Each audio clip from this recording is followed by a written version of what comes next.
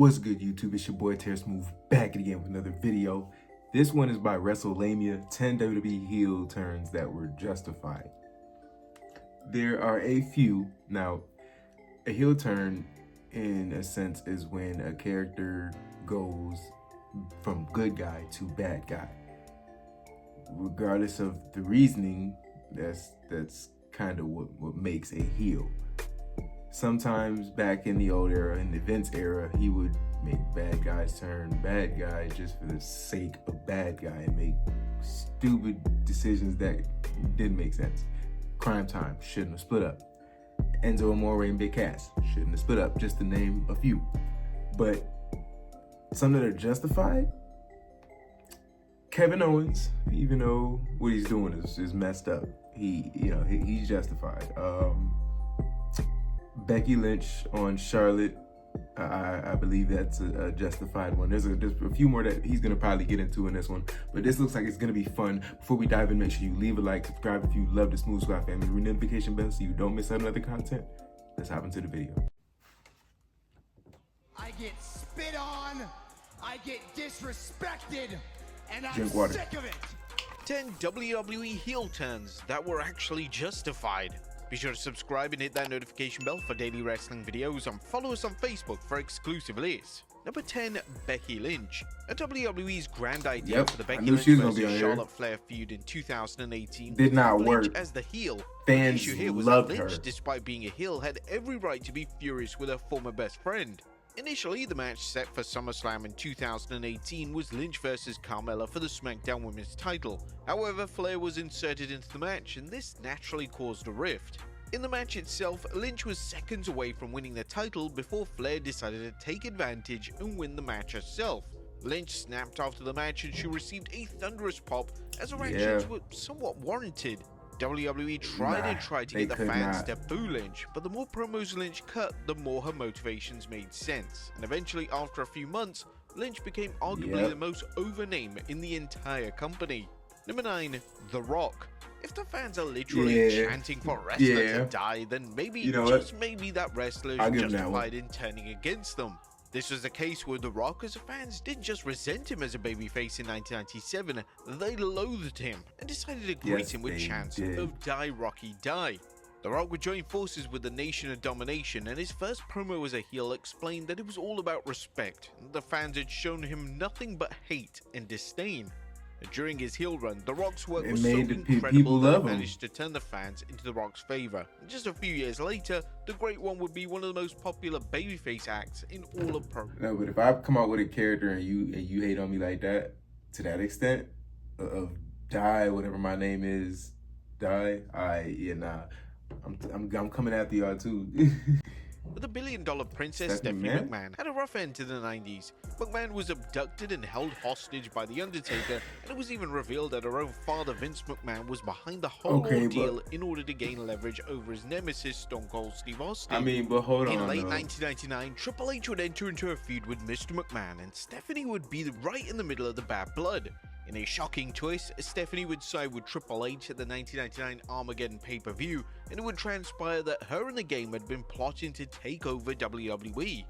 On the Raw following the heel turn, Stephanie explained to her father that this was all his own doing, as he had put her in danger for his own gain, and he never showed any remorse. Stephanie had every right to take revenge on her father, and that ultimately made her, at least first, the hero in this Attitude Era. This version of Authority was good. Totally justified. It's the later half Number that's 7, like Bret Hart. Turning Bret Hart heel in 1997 was a huge risk. Hart had been a top babyface for years. But no, this one makes sense. Yet as the company began to push towards an edgier product, the fans slowly began to turn against the babyface persona that Hart was presenting.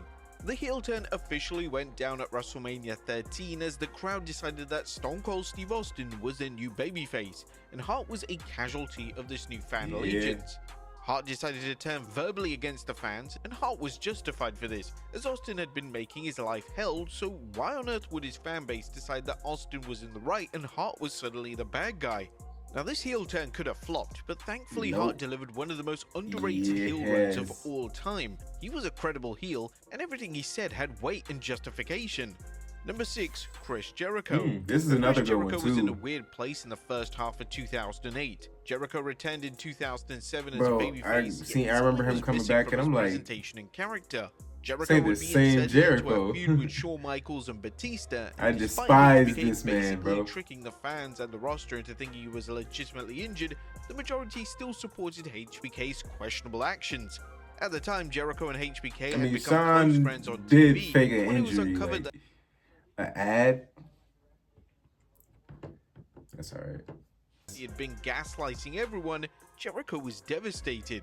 Jericho turned this disappointment into physical anger, as HBK would become his mortal enemy, and what followed was a complete career and character transformation for the first ever undisputed champion.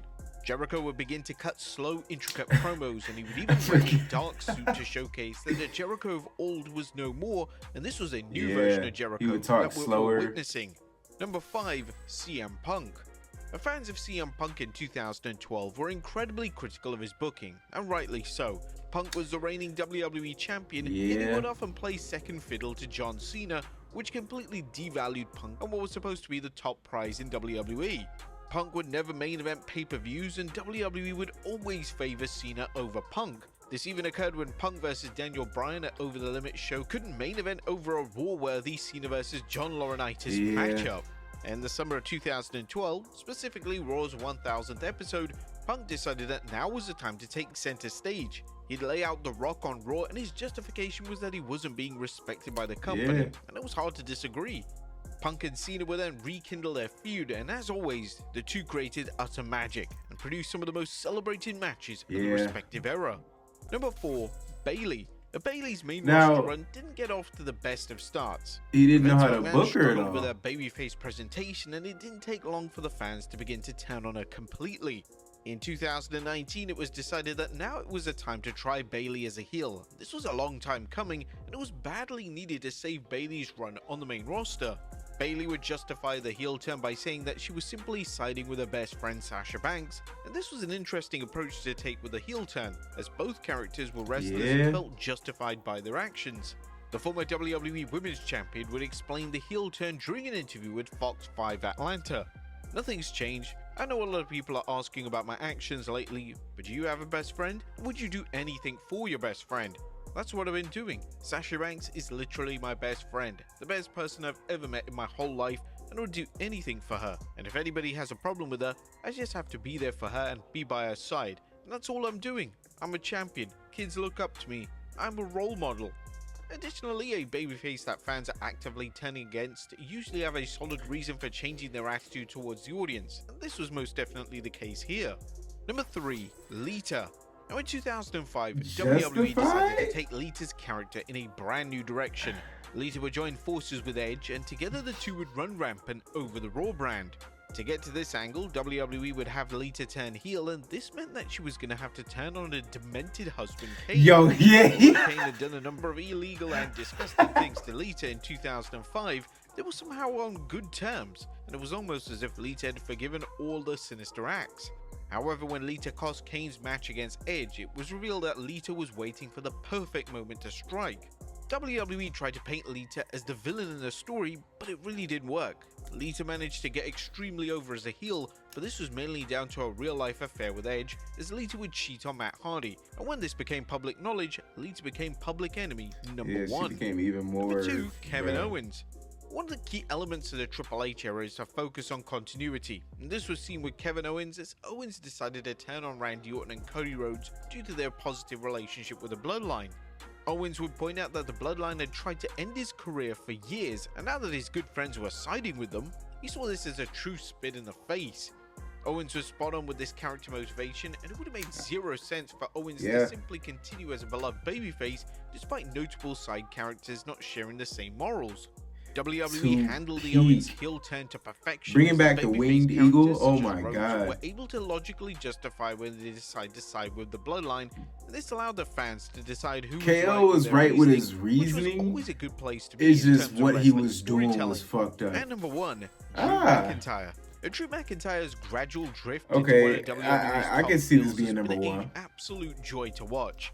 McIntyre's character work has been exceptional, and the best thing about the character work is that it's always been embedded with logic and continuity. That scene McIntyre backstage took issue when with he the elbowed WWE Adam locker room, Pearce, oh my accepting god. Jey Uso with open arms. Main event Was Jey insane. had caused havoc with the bloodline for years, yet the babyface side of the locker room had just moved on as if nothing had happened.